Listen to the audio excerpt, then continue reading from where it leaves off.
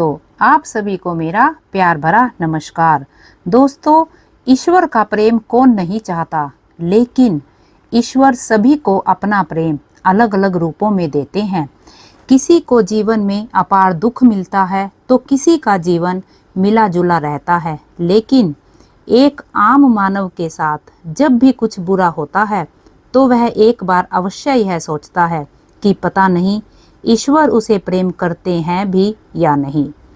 तो आज मैं आपको बताऊंगी ऐसे 8 संकेत जिससे आप समझ पाएंगे कि आप ईश्वर के कितने निकट हैं और ईश्वर आपसे कितना प्रेम करते हैं। उससे पहले यदि आप चैनल पर नए हैं तो प्लीज़ चैनल को सब्सक्राइब कीजिए और वीडियो को लाइक और शेयर जरूर कीजिएगा। दोस्तों, यदि ईश्वर आपसे प्रेम करते हैं तो उनका सबसे पहला संकेत यह है कि आप जो कुछ भी करोगे उसमें आपको विफलता मिलेगी, आपको सक्सेस नहीं मिलेगी। जी हाँ दोस्तों, यह सुनकर आपको थोड़ा अजीब लग सकता है, परंतु यह सच्चाई है कि आप हर चीज़ में अपना 100% दोगे, मेहनत करोगे, लेकिन आपको सफलता नहीं मिलेगी और ये बार बार होगा तब तक जब तक आपकी आंखें नहीं खुल जाती। दूसरा संकेत है कि आपका अपने ऊपर जो विश्वास है वह खत्म हो जाएगा। जी हाँ दोस्तों, जब ईश्वर आपके साथ होते हैं तो आपको बिल्कुल अकेला फील होता है। आप समझ नहीं पाओगे कि आपको आगे क्या करना चाहिए। आप खुद को एक ऐसी स्थिति में महसूस करोगे जहां आपकी कोई भी मदद नहीं कर सकता। आप किसी से अपनी परेशानी शेयर नहीं कर सकते। ईश्वर का तीसरा संकेत है आपके जीवन में दुख चरम सीमा पर होगा। आपको लगेगा इससे ज़्यादा बुरा और क्या हो सकता है। आप दुख की चरम सीमा को महसूस करेंगे।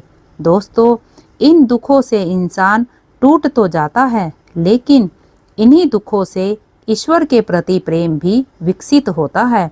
वह समझ जाता है कि संसार में सारे सुख नहीं हैं, कुछ ऐसा है जो इस संसार से परे है और वह शायद ईश्वर ही है। दोस्तों, ईश्वर हमें सबसे पहले हारना सिखाते हैं, क्योंकि जब तक आप हार को नहीं समझेंगे आप जीत को भी नहीं समझ सकते। चौथा संकेत है कि जब आपकी सारी उम्मीदें टूट जाएंगी तब आपके भीतर एक खोज शुरू होगी। इससे आप अपनी कमियों की जड़ों तक जाने का प्रयास करोगे। अपने जीवन में जो कुछ भी खो दिया है या जिसमें भी विफल हुए हो, आप उसका कारण ढूंढोगे। आप खुद से सवाल करोगे। दोस्तों, यही वो वक्त होता है जब आप खुद से अपनी अंतरात्मा से जुड़ने लगते हो और आपके जीवन में एक नया बदलाव आता है। पांचवा संकेत है आपके चरित्र में बदलाव होगा। दोस्तों, जब आप खुद से जुड़ने लगते हो तब आप खुद को और अपनी कमियों को समझने लगते हो। इससे आप खुद को बदलना शुरू कर देते हो। आप पहले से अधिक शांत, स्थिर, चीज़ों को गहराई से देखने वाला बनने लगते हो। दोस्तों, जब भी हम ईश्वर की राह में जाते हैं तो वो सबसे पहले हमारे अंदर परिवर्तन लेकर आता है ताकि हम उसकी भाषा को समझ सके। दोस्तों, जब तक हम ईश्वर के गुणों को नहीं समझ सकेंगे तब तक हम ईश्वर और उसके प्रेम को भी नहीं समझ सकेंगे। छठा संकेत है आप किसी भी चीज़ में हार जीत का अनुभव नहीं करेंगे। दोस्तों, यह वो वक्त होगा जब आप बदल चुके हैं, आपके अंदर बदलाव आ रहा है।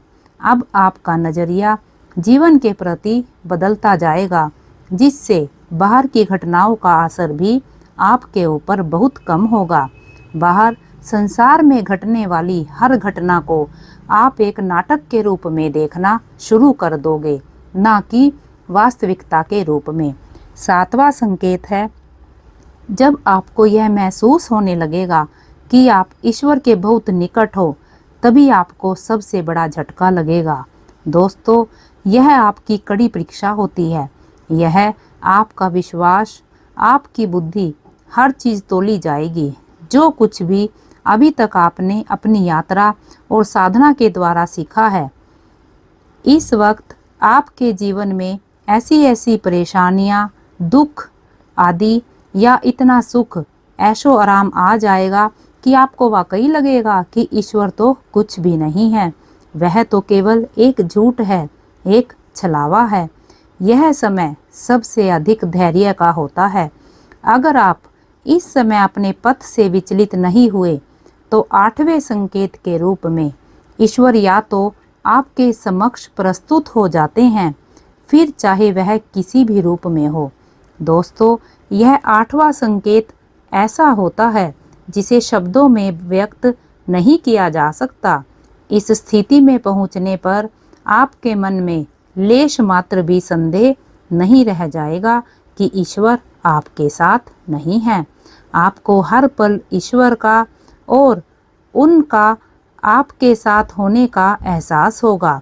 आप इस अनुभूति को पाकर मदमस्त रहेंगे और आपको ऐसी शांति और आनंद की अनुभूति होगी जिसे शब्दों में बयां नहीं किया जा सकता है। आशा करती हूँ आपको यह जानकारी अच्छी लगी होगी। धन्यवाद।